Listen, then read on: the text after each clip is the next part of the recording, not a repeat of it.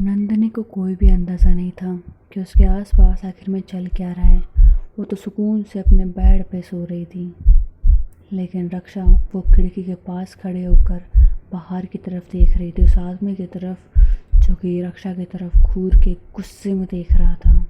उसकी एक आंख लाल थी तो एक आंख काली थी और रक्षा को गुस्से में देख रहा था और जैसे कहना चाह रहा हो कि यहाँ से निकल जाओ वरना तुम्हारे साथ में बहुत बुरा होगा। लेकिन रक्षा वो बिल्कुल काम थी, शांत थी, उस आदमी की तरफ देख रही थी, स्माइल कर रही थी और जैसे वो उस आदमी से बोलना चाह रही हो, मेरा तो तुम कुछ नहीं बिगाड़ सकते, लेकिन अगर यहाँ से नहीं गए या फिर नंदनी को नुकसान पहुँचाने की कोशिश की तो तुम्हारे साथ में क्या होगा उसकी गारंटी मैं नहीं ले सकती। रक्षा का ये एटीट्यूड देख करके वो आदमी गुस्से में वहाँ से निकल जाता है। उस आदमी का ऑरा बहुत ज़्यादा नेगेटिव था। आधी रात का टाइम था, हर कोई सो रहा था, वहाँ आस पास इस वक्त कोई भी नहीं था सिवाय रक्षा और उस आदमी के। वो आदमी गुस्से में वहाँ से निकल जाता है। रक्षा खिड़की बंद करती है, अंदर आ जाती है। रक्षा को भी लगता है कि आसपास अभी कोई भी नहीं था, तो रक्षा अभी रूम में जाती है, नंदिनी की तरफ देखती है, स्माइल करती है और सुकून से वो भी सो जाती है। So hey everyone, welcome back to the channel love वाली वाइफ और आप लोग देख रहे हो story who is devil. So friends, अगर आपको स्टोरी पसंद आ रही है तो प्लीज़ वीडियो को लाइक कर देना, चैनल सब्सक्राइब कर देना एंड कमेंट भी कर देना। तो चलिए अब हम कहानी को आगे स्टार्ट करते हैं। सुबह होती है, रक्षा और नंदिनी दोनों उठ चुके होते हैं, इनका डेली रूटीन फॉलो करते हैं, तैयार होते हैं, कॉलेज के लिए रेडी हो जाते हैं। एंड कॉलेज में ये दोनों साथ ही जाते हैं। रक्षा और नंदिनी कॉलेज में पहुंचते हैं, अपने फ्रेंड से मिलते हैं। एक नॉर्मल डे जाता है उस दिन, ये आराम से अपनी क्लास में जाते हैं, पढ़ाई करते हैं एंड ब्रेक टाइम में मिलते हैं, बातें करते हैं। सब लोग रक्षा से बोलते हैं कि तुम अपनी कहानी सुनाओ ना, हम लोग यहाँ सुन लेंगे। तो रक्षा उन्हें मना कर देती है कि नहीं, ये कहानी एक कमरे के बीच में जब तक हम लोगों के बीच में रहेगी तब तक ही ठीक रहेगी, इसे पब्लिकली सबके सामने नहीं सुना सकते। तो रक्षा की बात सुन के सब लोग थोड़ा कंफ्यूज होते हैं, लेकिन वो रक्षा की बात का रेस्पेक्ट करते हैं, इसलिए कुछ नहीं बोलते हैं। वो बोलते ठीक है, तुम्हें ऐसा ठीक लगे।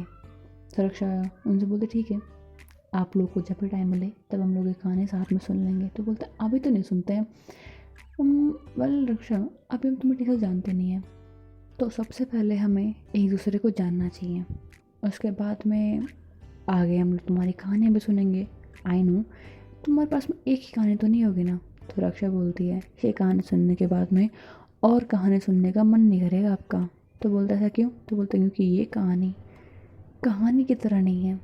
अगर आप इसे थोड़ा बहुत भी रियलिटी में ले लोगे तो शायद आप आगे कहानियों में तो इंटरेस्ट नहीं ले पाओगे।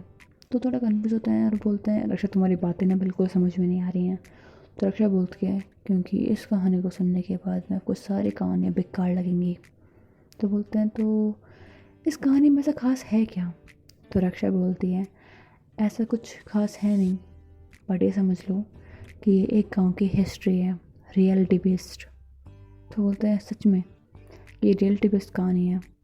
तो रक्षा बोलती है वेल हाँ, बट अगर फेक भी समझ लो तो कोई बुराई नहीं है। अगर आपको ये स्टोरी सिर्फ मनगढ़ंत लगती है तो उसमें कोई दिक्कत नहीं है, but this is the reality. मानना ना मानना आपके अंदर की बात है। हो सकता है कि आपको फेक लगे तो ठीक है, जस्ट एन्जॉय इट। अगर नहीं लगे तो क्या दिक्कत है, मान लो, आपके पास तो कुछ आ नहीं रहा ना। तो बोलते हैं वेल ठीक है तुम्हारी बात भी। सो रक्षा, अभी हम एक काम करें, हम लोग शाम को घूमने के लिए चलते हैं। रक्षा कार्तिक की बात सुनते और बोलते कि ठीक है चलते हैं। कहाँ जाना है वो लोग आप लोग डिसाइड कर लो, फिर हम चलते हैं। तो बोलते हैं ओके, तुम अपने पेरेंट्स से परमिशन नहीं मांगोगी? तो रक्षा बोलती है इसकी कोई ज़रूरत नहीं है, मैं बात कर लूँगी।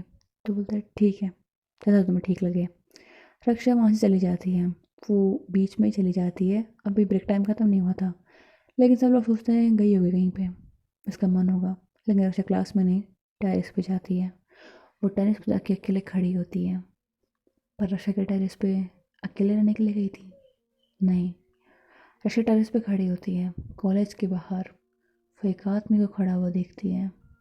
रक्षा उसकी तरफ देखती है, स्माइल करती है और जैसे उस आदमी की नज़र भी उसी जगह पे थी और वो आदमी फिर से गुस्से में देखता है। ध्यान से देखने को पता लगता है कि ये और कोई नहीं, वही आदमी था क्योंकि कल रात को नंदनी के घर के बाहर खड़ा था। रक्षा को कैसे पता था कि वो कॉलेज के बाहर खड़ा है? रक्षा क्या इसलिए ऊपर आई थी? सवाल बहुत थे, जवाब एक भी नहीं। शायद जवाब आगे मिलेगा। रक्षा का इतना स्ट्रेंज बिहेवियर, रक्षा जैसे कॉलेज के कुछ लड़कियों ने तंग किया था और वो कहीं ना कहीं डरी थी। शायद नहीं डरी थी, देख के लगा था वो डरी थी।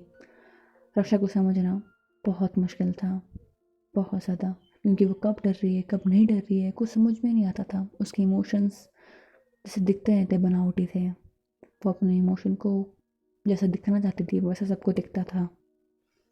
लगता था वैसे कोई मैजिशियन है वो, जो वो दिखा रही है वही सबको दिख रहा है। रक्षा चुपचाप वहाँ से थोड़ी देर में चली जाती है, क्योंकि ब्रेक टाइम ख़त्म हो चुका था। वो आदमी वहाँ से भी चला जाता है, क्योंकि उसे पता था जब तक रक्षा वहाँ पे है वो कुछ नहीं कर सकता। बट वो यहाँ आया क्यों था? नंदिनी को चोट पहुँचाने के लिए, या फिर किसी और रीज़न से? क्या वो रक्षा के लिए आया था? शायद, शायद हाँ, शायद ना। अभी इस सवाल का कोई जवाब नहीं था, ना ही रक्षा जानना चाहती थी। रक्षा क्लास में जाती हैं, वो बैठी होती हैं, क्लास अटेंड करती हैं, क्लासेस ख़त्म हो जाती हैं। रक्षा अपने कॉलेज से बाहर की तरफ जा रही होती हैं, तभी पीछे से केशव आता और बोलता है, कहाँ जा रही हो? तो बोलते, कहाँ क्या, घर जा रही हूँ। तो बोलते, घर जा रही हो? तुम भूल गई, हमारे बाहर जाने का प्लान था ना।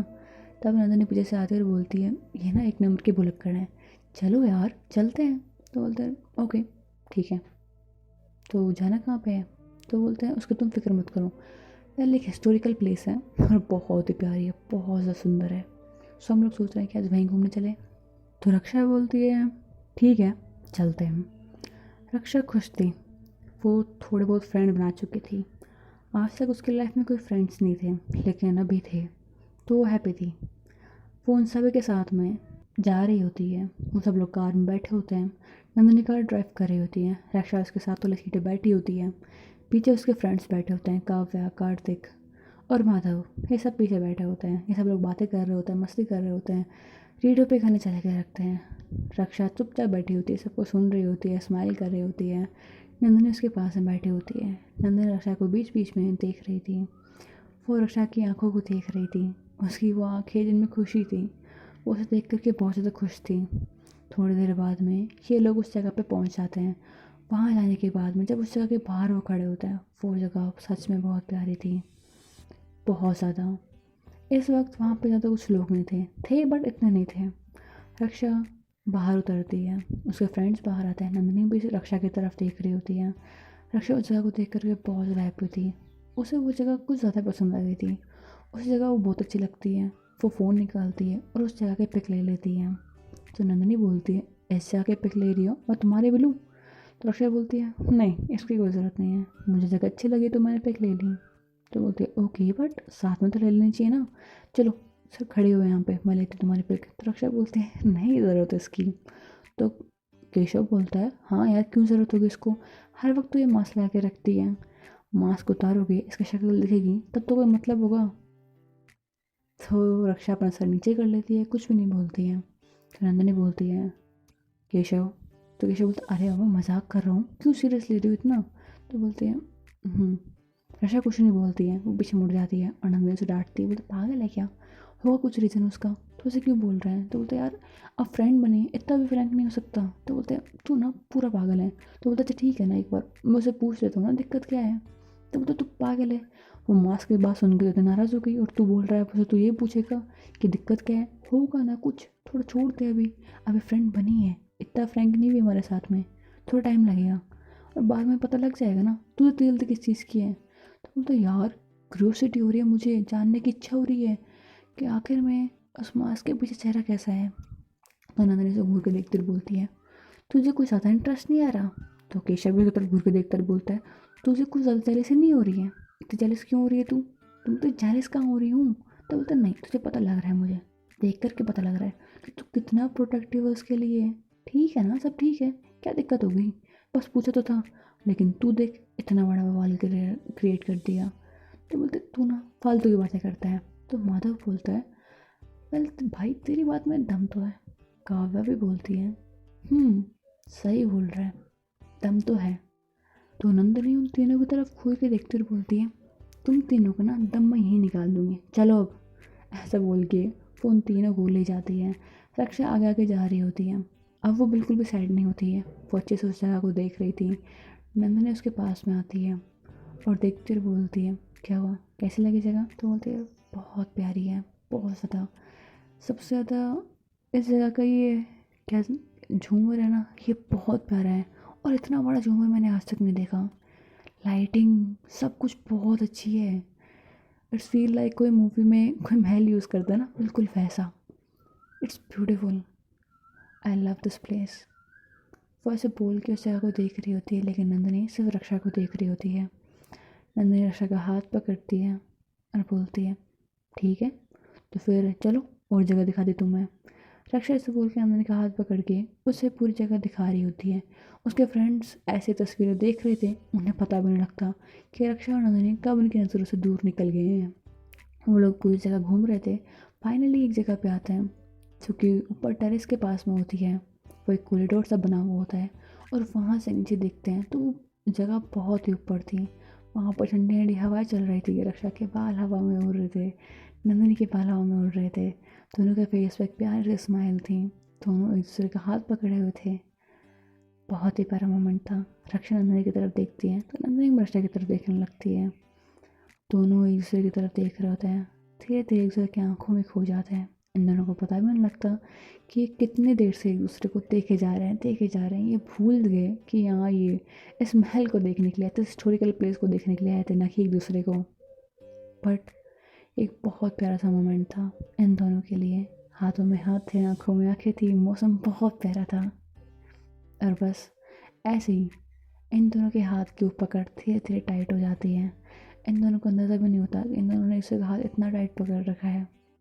एक दूसरे की तरफ देख रहे हैं, धीरे धीरे थोड़ा थोड़ा क्लोज भी आ रहे हैं। बट तभी रक्षा को कुछ फील होता है। रक्षा थोड़ी सी नंदनी से दूर होती है। नंदनी रक्षा को देखने लग जाती है। रक्षा बोलती है, तुम वो जगह के बारे में मुझे बताया नहीं, वो कौन सी जगह है? वो थोड़ी दूर पे थोड़ा एक जगह थी, थोड़ी अजीब थी। मतलब ऐसा लगा था एक रूम सा बना हुआ है और थोड़ी अच्छी कंडीशन में, दिखने में थोड़ा अच्छा लग रहा था। लेकिन रक्षा को वहाँ से नेगेटिव सी फीलिंग आ रही थी। तो नंदिनी बोलती है कि वहाँ जाना मना है, वहाँ कोई जाता नहीं है। सुना है जहाँ कोई भी वहाँ जाता है तो उसके साथ हादसे हो जाते हैं, इसलिए वहाँ जाना मना है।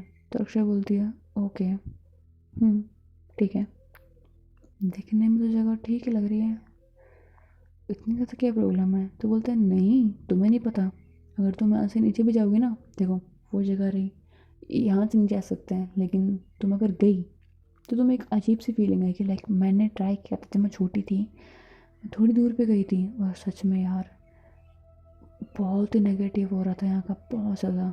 मुझे ऐसा लग रहा था जैसे मेरी सांसें नहीं चल पा रही हूँ, ऑक्सीजन लेवल कम हो गया हो, आई डोंट नो, बहुत अजीब फीलिंग थी। उसके बाद मैं यहाँ पे कभी नहीं गई। मैं थोड़ी सी दूर पे गई थी और मेरे पापा ने मुझे डांट दिया था कि अगर मैं ज़्यादा आगे जाती तो मेरे साथ कुछ भी हो सकता था। और सुना है कुछ लोगों ने ट्राई किया है, बट जो लोग वहाँ पे गए हैं वापस नहीं आए हैं, कोई नहीं आया। पता नहीं ऐसा क्या है उसमें। एक बार ग्रुप भी बना था वहाँ पे, कोई बहुत सारे ग्रुप बना के लोग गए थे। बट दिक्कत ये थी कि वो थोड़ी दूर जाने के बाद में किसी को चोटें लग रही थी, किसी को बीमारियाँ हो रही थी। वो तुम्हें दिख रहा है, बीच में एक नदी है, उसके बाद में वो थोड़ी दूर पे एक घर है, थोड़ी पहाड़ी के ऊपर। तो बस इस नदी के पास में जाते जाते सब लोग की हालत ख़राब हो जाती, कोई ना कोई अजीब सी बीमारी आ जाती। और सुना है जो भी लोगों को बीमारियाँ लगी हैं वो लोग अब जिंदा नहीं हैं, उनको वो बीमारी 2-3 साल के अंदर ही मार देती है। आई डोंट नो ऐसा क्या है वहाँ पे। थैंक गॉड मैं नहीं गई थी, मैं बच गई। अब वहाँ पे कोई जाने की ट्राई भी नहीं करता। तो रक्षा पूछती है कि सभी लोगों को हुआ था सब कुछ, मतलब बीमारियाँ, और कोई बचा भी नहीं था? तो बोलता नहीं ऐसा नहीं है, कुछ लोग उन लोगों को वापस भी लेके आए थे क्योंकि उनकी हालत बहुत ज़्यादा ख़राब हो चुकी थी। कुछ लोगों को बीमारियाँ नहीं लगी थी, वो आगे कंटिन्यू कर सकते थे, लेकिन अगर वो अकेले चाहते तो जाना खतरा बन सकता था उन पर, इसलिए वो गए नहीं। और हो सकता था कि आगे कोई और बीमारियाँ हों। तो इन शॉर्ट यहाँ पे सिर्फ इतना बताया जाता है कि यहाँ पे कुछ पैथोजेंस हैं, मतलब कि बीमारियाँ हैं, कीटाणुस हैं, तो फिर जाता ही नहीं है क्योंकि वो हार्म कर देती है हमें। That's why. तो बोलते हैं ओके, ओके ठीक है। तो ऐसे ही फिर ये लोग घूमता है, वहाँ के हिस्टोरिकल चीज़ें देखते हैं, दूसरे के हाथ पकड़ के घूम रहे होते हैं, दोनों को बहुत अच्छा लग रहा होता है। वक्त गुजर दिन गुजर जाता है, थोड़ी रात होने लगती है। तभी रक्षा के फ्रेंड्स वहाँ पे आते हैं और बोलते तुम दोनों कहाँ निकल गए थे? तो बोलते कहीं नहीं, बस यहीं थे, घूम रहे थे। तो बोलते हैं ओके, अब चले घर? तो बोलते हैं ठीक है चलते हैं। वो सब लोग वापस घर जा रहे होते हैं। आज नंदिनी घर जाती है तो रक्षा बोलते हैं ठीक है मैं चलती हूँ। तो नंदिनी बोलती है आज घर जा रही हो? तो बोलती है तो बोलते हैं तो रुक नहीं सकती? तो बोलते हैं आज नहीं रुक सकती, कल, I promise I can stay tomorrow, but आज नहीं रह सकती। तो बोलते हैं ठीक है कोई बात नहीं। ऐसा बोल के रक्षा को बाय कर देती है। लेकिन काव्य वहीं थी। काव्य उसके पास में आकर बोलती है एक बात बता मुझे, सच बताना। तो बोलती है तू भी पूछ ले, तुझे क्या पूछना है? तो बोलते अभी नहीं पूछना, घर चल फिर पूछूंगी। तो बोलते ठीक है। वो दोनों नंदिनी के घर में जाते हैं, नंदिनी के रूम में जाते हैं। वहाँ सामने काव्य बैठी होती है, रक्षा की तरफ देख रही होती है, सॉरी नंदिनी की तरफ देख रही होती है। नंदिनी को बहुत ध्यान से देख रही होती है। नंदिनी थोड़ा अनकंफर्टेबल फील करते बोलते तुम मुझे ऐसे क्यों देख रही है? तो बोलते कुछ नहीं बस सोच रही हूँ। तो बोलते क्या सोच रही है, तुझे कुछ पूछना तो पूछ ले। तो बोलते हैं पक्का पूछ लूँ? तो नंदिनी बोलती है तू मेरे साथ मस्ती करने के लिए आई है या फिर तुझे जो पूछना था वो पूछने के लिए आई है? सस्पेंस की रेट मत कर, जो पूछना डायरेक्ट पूछ ले। तो बोलती है ओके ठीक है, अगर तू बोल रही तो ठीक है। तू रक्षा को लाइक करती है? तो नंदिनी उसकी तरफ देखते हुए बोलती है ये कैसा सवाल था? तो बोलते तुझे पता है अच्छे से मैं क्या पूछ रही हूँ। तो बोलते क्या पूछ रही है? तो नंदिनी की बात सुन के सॉरी काव्या बोलती है मुझे पागल मत बना, तू क्या सोचता मुझे पता नहीं है? तूने ही तो बताया था, भूल गई क्या? तो बोलते क्या बताया था, क्या भूल गई, बोलेगी सही से। तो बोलती है अरे बाबा यार ठीक है मैं बोलती हूँ। तूने बताया था तुझे लड़कियों में इंटरेस्ट है, राइट? तो बोलते हैं हाँ तो बोलता है तू तुझे क्या रक्षा अच्छी लगती है? तो बोलते हैं तुझे ये पूछना था मुझसे? तो बोलते हैं हाँ ये पूछना था, जवाब दे अब। तो बोलते हैं आई डोंट नो, बस टाइम स्पेंड करना अच्छा लगता है, अब इतना कुछ सोचा नहीं है मैंने, लाइक ऐसा तो नहीं है, आई डोंट थिंक सो। तो बोलते तू कंफ्यूज है कि श्योर है? तो बोलती है I am not sure about any thing, but हाँ टाइम स्पेंड करके अच्छा लगता है उसके साथ, बाकी कुछ नहीं है। तो बोलती है ओके, अगर कभी कुछ हुआ तो तू मुझे ज़रूर बताएगी। तो बोलते हैं अच्छा बाबा ठीक है, तुझे पक्का बताऊंगी, ओके? तो बोलते हैं वैसे रक्षा अच्छी लड़की है, तो चाहे तो तेरी बात मैं करूँ उससे। तो नंदिनी उसकी तरफ घूर के देखती बोलती है काव्य तू पिटेगी मेरे पास में। तो काव्य बोलती है क्यों, क्या हुआ, अच्छी लड़की नहीं है क्या वो? तो खुद देख यार कितनी प्यारी आंखें हैं उसकी, है कितनी प्यारी बोलती है, कितने प्यार से बात करती है। और तुझे स्टोरी सुनना पसंद है, उसे सुनाना पसंद है, और क्या चाहिए तुझे? तो बोलते तू ना फालतू की बात मत कर, चल रूम से निकल मेरे। तो बोलते कहाँ जाऊँगी मैं, वैसे भी आज मैं तेरे साथ रुकने वाली हूँ, क्योंकि ये रक्षा तो तेरे साथ में रुक नहीं रही ना। आई नो तेरे साथ में रुकती है। तो बोलते हैं हाँ मुझे सब पता है तेरा, चुप रह तू। तो बोलती है एक सेकंड ठीक है अब मैं तेरे से कुछ नहीं पूछ रही, तू मुझे एक बात बता। तो बोलती क्या? तो बोलती तेरे घर के बाहर ये रोज़ एक आदमी आके खड़ा क्यों हो जाता है? तो बोलती कौन आदमी? तो बोलता रात के टाइम पे, लाइक मैं कल रात को पानी पीने के लिए बाहर आई थी, मैंने विंडो से देखा, किचन में विंडो है ना उससे देखा कि तेरे घर के बाहर एक आदमी खड़ा है, और वो खिड़की की तरफ देख रहा था, तेरे रूम की खिड़की की तरफ। वहाँ रक्षा भी थी, रक्षा भी उस आदमी की तरफ स्माइल करके देख रही थी। सो आई एम कन्फ्यूज, एक बार पता सच में बताना मुझे, रक्षा लड़कियों में इंटरेस्ट है कि नहीं, या फिर उसका कोई बॉयफ्रेंड है? I think so she has a bear, वरना वो उस आदमी की तरफ हंस के क्यों देखती? तो नन्हे बोलते तू क्या बकवास कर रही है? तो बोलते नहीं सच्ची में, मजाक नहीं करे तेरे से। तो बोलते यार तू कंफ्यूज मत कर मुझे, ऐसा थोड़ा ना हो सकता है। तो बोलते हैं बट मैंने देखा जो मैंने तुझे बता दिया, बाकी मुझे नहीं पता। तो बोलते हैं ठीक है। काव्य बोल के नीचे चली जाती है किचन में कुछ खाना बनाने के लिए। लेकिन नंदिनी के दिल में सवाल आ जाते हैं कि क्या रक्षा का सच में कोई बीएफ है, या फिर ये सिर्फ एक गलत फहमी थी काव्य की। सवाल बहुत थे, जवाब कुछ भी नहीं था। खैर इन दोनों को जब पता लगेगा तो शायद इनके दिमाग काम भी ना कर पाए कि आखिर में रक्षा मुस्कुरा क्यों रही थी। वेल, ये सब हम आगे दिखेंगे। नंदिनी अभी बहुत ज़्यादा कन्फ्यूज थी, थोड़ा जेलस थी, थोड़ा पॉसेसिव थी। वो बहुत कुछ सोच रही थी। और फाइनली रक्षा को फ़ोन करती है। रक्षा का फ़ोन रिंग हो रहा होता है, बट अभी साइलेंट पे होता है। रक्षा अपना फ़ोन देखती है कि नंदिनी का फ़ोन आया हुआ है। फ़ोन उठाती है और बोलती है, क्या हुआ, कोई प्रॉब्लम है, मैं आऊँ? तो बोलते हैं, नहीं बस मैं पूछ रही थी घर पहुँच गई? तो बोलते हैं, हाँ, कब की? और हम देखते हैं कि रक्षा जहाँ बात कर रही होती है, ये वही जगह थी जब वो उस किले पे घूमने के लिए गए थे। और वो अजीब सी जगह जहाँ के बारे में नंदिनी ने उसे बताया था कि वहाँ जाने से इतना अजीब फील होता है, नेगेटिव ऑरा आता है, लोग जाते हैं जिंदा नहीं रहते हैं। रक्षा उसी की तरफ आगे बढ़ रही थी नंदिनी से बात करते हुए। वो बोलते, तुम ठीक हो ना? तो बोलते, हाँ मैं तो ठीक हूँ, तुम्हें क्या हुआ, इतनी रात को फ़ोन किया? तो नंदिनी बोलती है कि नहीं बस ऐसे ही, तुमसे कुछ पूछना था, पूछूं? तो बोलते हैं, हाँ बोलो क्या हुआ? तो बोलती है, फ़ोन पे पूछना ठीक रहेगा कि नहीं मुझे नहीं पता। तो नंदिनी की बात सुनकर रक्षा बोलती है, यार जब पूछना है पूछ लो, फिर फ्रेंड्स ना हो तो पूछ सकते हो। तो बोलते हैं, हाँ हम लोग फ्रेंड्स हैं ना, तो मैं इतना तो पूछ सकते हो तुमसे। तो बोलते हैं, हाँ ऑफ कोर्स पूछ सकते हो, कंफर्टेबल फील करो और पूछो। तो बोलती है, ओके, क्या क्या तुम्हारा कोई बीएफ है? तो बोलते हैं, इतनी रात को आपने मुझे इसलिए फ़ोन किया है? तो बोलते हैं, हंसो मत और जवाब दो। तो बोलते हैं, नहीं ऐसा कुछ भी नहीं है। तो बोलते हैं, हाँ मुझे भी ये लगा था बट क्या करूँ, ये काव्या है ना, ये मेरे दिमाग में पता नहीं क्या डालती रहती है। तो बोलते, क्यों क्या हुआ? तो नंदिनी उसे बताती है। रक्षा सुनती है और वो बोलती है, हाँ वो एक्चुअली ना घर के बाहर कोई स्ट्रेंजर आके खड़ा हो गया था, वो शायद ड्रिंकन था, वो अजीब अजीब से हरकतें कर रहा था, तो मुझे देख के हंसी आ गई, दैट्स ऑल। तो बोलते हैं, ओह ये बात थी क्या? तो बोलते हैं, यही बात थी, आपको इससे इतनी प्रॉब्लम क्यों हो रही है? तो बोलते, नहीं ऐसा कुछ भी नहीं है। लो काव्य बुला रही है मुझे, मैं जाती हूँ। तो बोलते, ठीक है बाय, ऐसा बोल के फ़ोन कर देती है।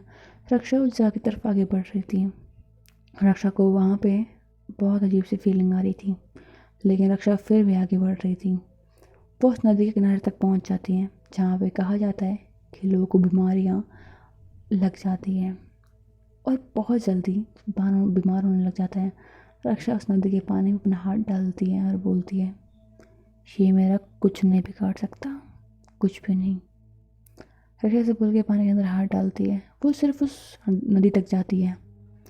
रक्षा समझ जाती है इस पानी में कुछ भी नहीं है, कुछ भी नहीं। रक्षा वहाँ खड़ी होती है और सोचती है कि आई डोंट थिंक सो, अभी जाना ठीक रहेगा, बाद में जाना चाहिए। अभी नंदिनी का अगर पता लगा तो प्रॉब्लम हो जाएगी। अभी उसे बात करी है, उसकी जान खतरे में नहीं डाल सकती। फ़िलहाल उसकी सेफ्टी ज़रूरी है, इसलिए वो पीछे मुड़ती है।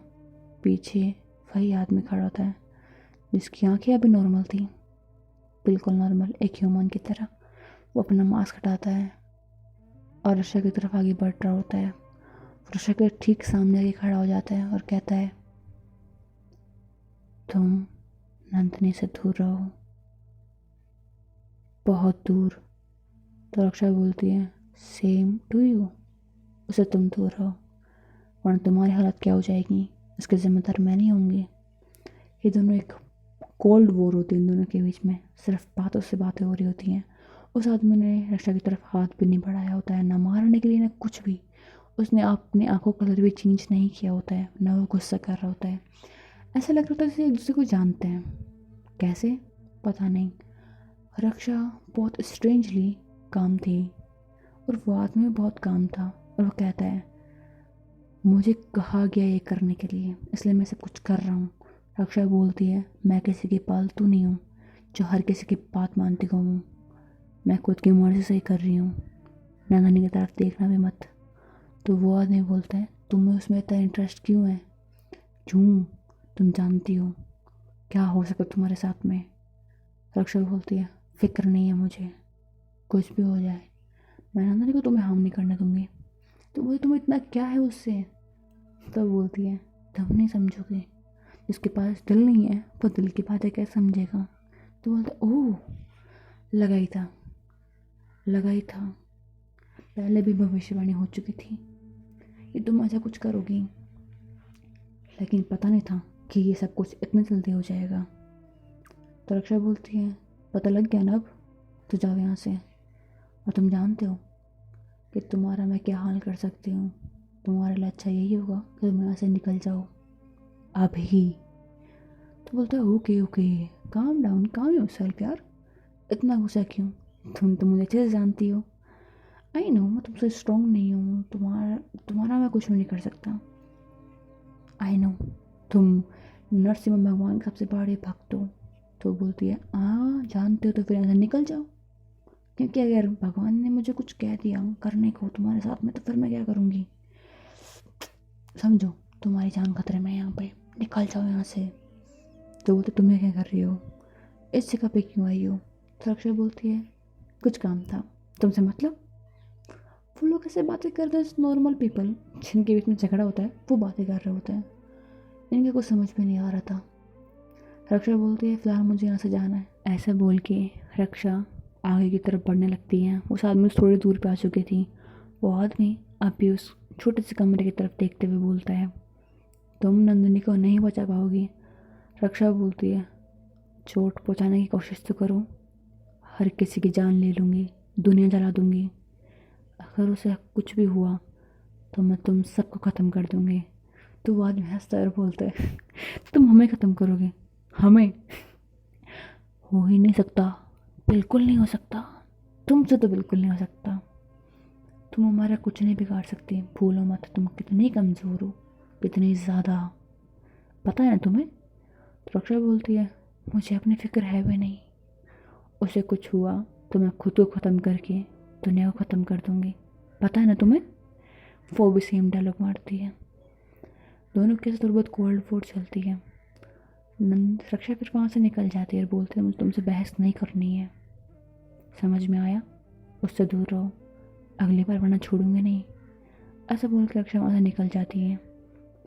वो अपने घर की तरफ चली जाती है। घर पहुँचने के बाद में वो अपने विंडो से देखती है, सामने नंदिनी का घर था। वो नंदिनी के घर के ठीक सामने रहती थी। हाँ, उनकी नंदिनी के घर के सामने तो काव्य रहती थी। तो रक्षा वहाँ क्या कर रही है, क्या वो काव्य के घर में घुस के नंदिनी पर नज़र रख रही है कि उस पर कोई खतरा ना आ जाए, शायद। और रक्षा घर की तरफ देखती रहती है, वेट करती रहती है कि कोई खतरा ना आ जाए। फिर वो जाकर के रूम में लेट जाती है। वो रूम थोड़ा छोटा था, शायद वो काव्या के घर का कोई स्टोर रूम था, बट वो स्टोर रूम लग नहीं रहा था। वो एक छोटा सा रूम था, नॉट सो बिग, बट ऐसा लग रहा था जैसे रक्षा वहीं रहती है। सवाल तो बहुत थे लेकिन जवाब एक भी नहीं था, लेकिन हर एक सवाल का जवाब आपको बहुत जल्दी मिल जाएगा, क्योंकि ये स्टोरी कोई बहुत बड़ी स्टोरी नहीं है, एक शॉर्ट स्टोरी है। So wait for next part, see in the next part. Hey buddies, hope so कि आपको स्टोरी पसंद आई हो। अगर स्टोरी पसंद आई है देन प्लीज़ वीडियो को लाइक कर देना, चैनल को सब्सक्राइब कर देना। मिलता है नेक्स्ट पार्ट में। Bye bye buddies.